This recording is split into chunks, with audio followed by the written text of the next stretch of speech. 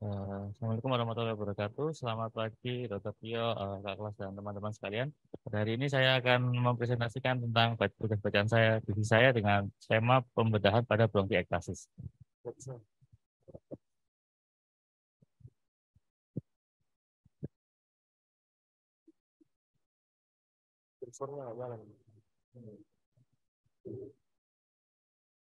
Oke, boleh dilanjut. Jadi kita pertama awali dulu dengan epidemiologi. Jadi bronkiektasis itu bisa terjadi pada semua usia, tetapi paling banyak itu pada jenis kelamin wanita dan pada usia yang lebih dari 60 tahun. Dan tahun 2014 sampai 2016 itu terjadi peningkatan insidensi terjadinya bronkiektasis mulai dari 18 per 100.000 orang itu berisiko mengalami bronkiektasis menjadi 32 per 100.000 orang. Jadi memang ada kenaikan cukup signifikan. Lanjut.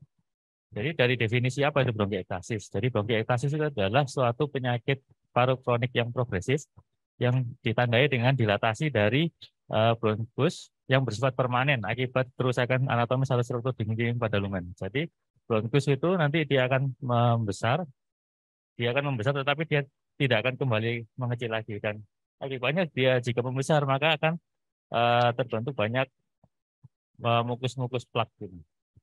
Lanjut. Jadi apa sih faktor risiko terbentuknya bronkiektasis itu? Di sini ada banyak sekali faktor risiko untuk seseorang untuk bisa mengidap suatu penyakit bronkiektasis. Yang pertama adalah kongenital. Jadi yang pertama dari sejak kecil dari lahir itu juga bisa mengalami suatu bronkiektasis. Yang kedua adalah COPD. Jadi pada pasien-pasien yang COPD dan merokok itu cenderung untuk timbulnya suatu bronkiektasis itu menjadi lebih besar. Yang ketiga adalah cystic fibrosis. Dan juga pada pasien-pasien dengan imunodefisiensi. Jadi pada pasien-pasien dengan TB, HIV/AIDS itu cenderung untuk terjadinya bronkiektasis itu menjadi lebih besar. Lanjut.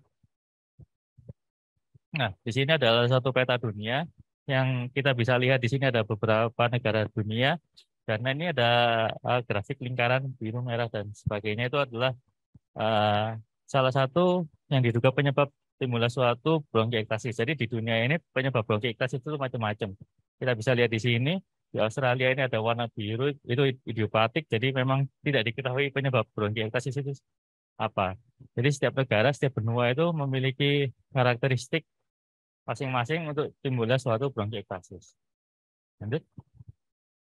Nah, bagaimana patofisiologinya timbulnya suatu bronkiektasis itu patofisiologinya itu masih belum pasti, tetapi memang diduga itu adalah suatu apa sirkulus visiosus yang saling berputar. Jadi memang kita bisa mulai dari manapun, kita bisa mulai dari mukus retensin, jadi produksi mukus yang banyak itu akan terretensi, akan stagnan di situ, itu akan menyebabkan uh, siliaris itu akan terhambat. Jadi namanya kita tahu bahwa di bronkus itu ada siliaris yang gunanya untuk dia mengeluarkan mukus-mukus itu akan terhambat.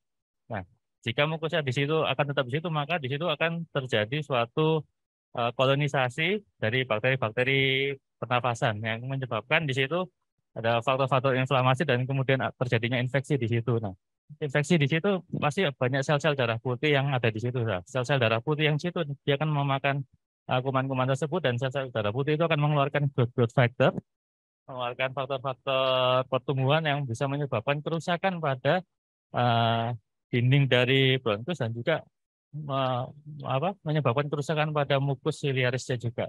Sehingga nanti dia akan siklusnya dia akan berputar berputar terus sehingga menyebabkan bronkus itu semakin besar dan akhirnya rusak seperti itu. Lanjut.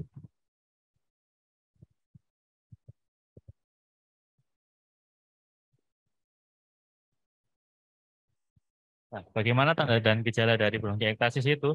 Sebagai dokter kita harus bisa mengetahui bagaimana tanda dan gejala dari bronkiektasis. Yang pertama adalah batuk. Batuk ini merupakan suatu tanda yang khas dari bronkiektasis. Batuknya seperti apa? Batuknya adalah batuk produktif. Maksudnya produktif adalah batuk batuknya itu ada dahaknya. Dahaknya biasanya 3 lapis. Jadi paling atas itu adalah buih, yang kedua saliva, yang ketiga biasanya pus. Dan jumlahnya itu sangat banyak. Dan warnanya bisa warna-warna kehijauan. Selain itu juga bronkiektasis juga bisa menyebabkan hemoptisis, jadi batuk darah.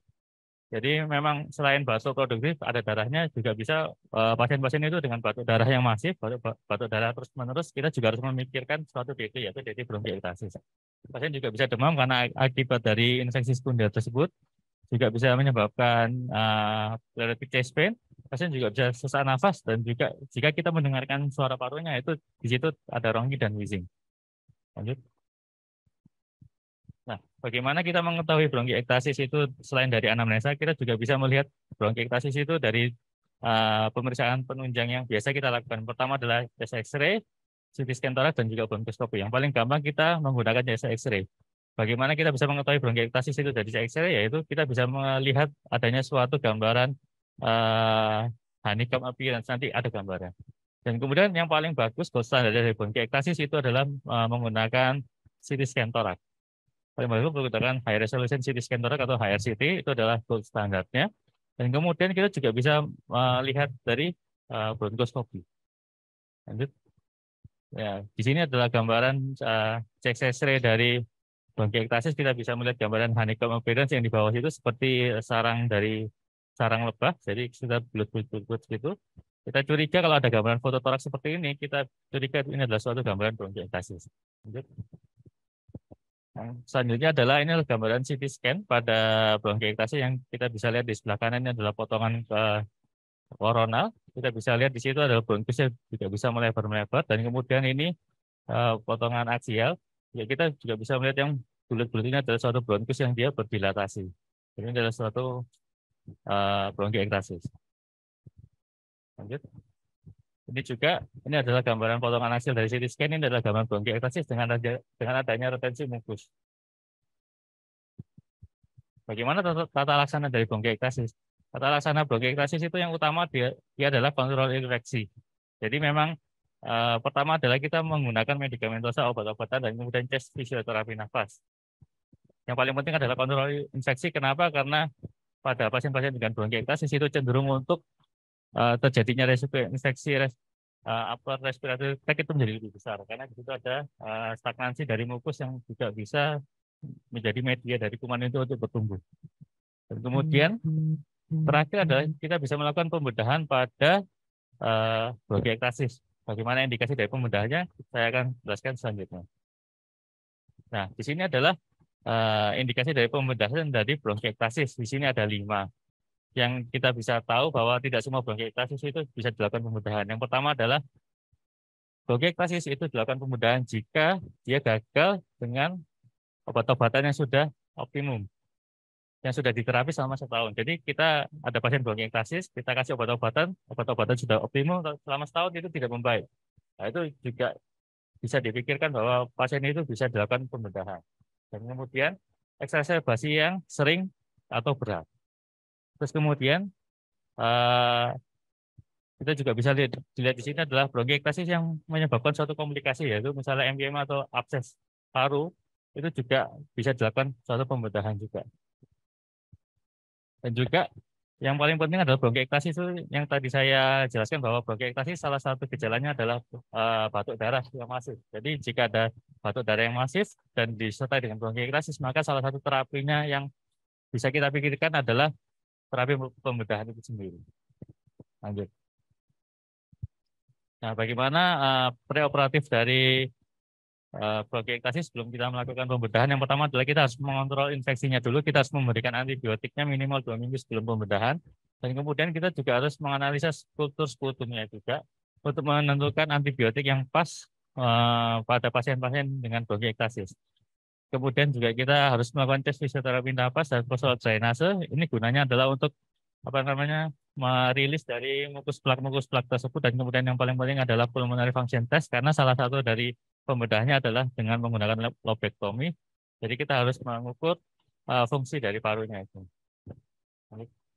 Bagaimana teknik pembedahannya? Teknik pembedahannya itu dilakukan dengan anestesi umum, dan kemudian kita bisa menggunakan ETT double lumen. Kan kita pasti tahu bahwa pembedahan pada toraks itu biasanya lateral decubitus. Jadi kita menggunakan ETT double lumen untuk kita bisa mengepeskan dari paru yang akan kita bedah, dan juga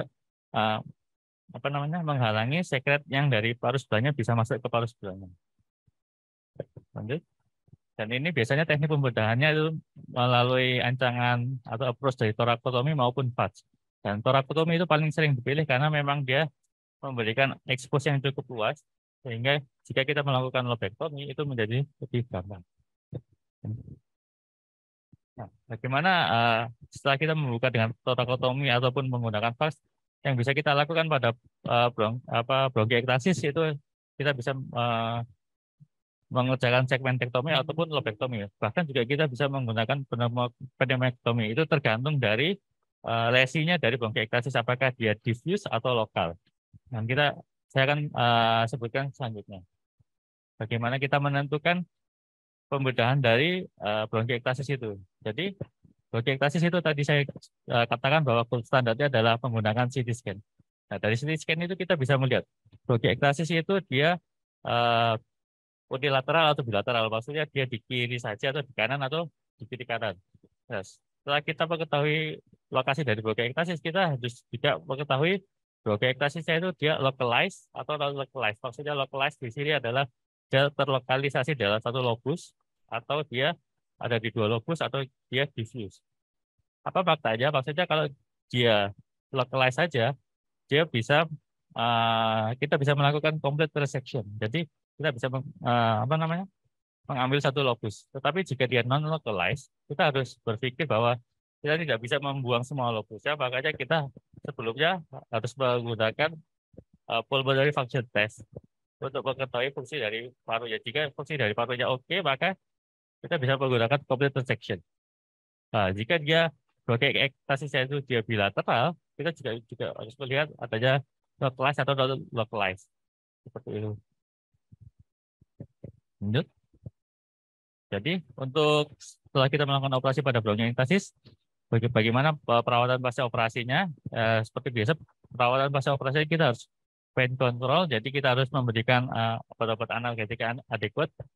Dan biasanya pada pasien-pasien dengan torakotomi kita bisa memberikan epidural analgetik yang dibantu oleh anestesi. Kemudian tes fisioterapi nafas itu perlu untuk merilis dari sisa-sisa mukosa sehingga tidak terjadi mukosa retensi. Dan kemudian antibiotik ini juga harus kita berikan setelah setelah pos operasi, karena memang bronkiektasis itu cenderung untuk terjadi timbulnya suatu infeksi. Dan juga kita harus mengatakan kepada pasien bahwa pasien itu harus mobilisasi awal. Jadi pasien itu setelah operasi mungkin 1-2 hari untuk mobilisasi duduk, berdiri, dan berjalan bertahap. Gunanya agar tidak terjadi retensi mukus.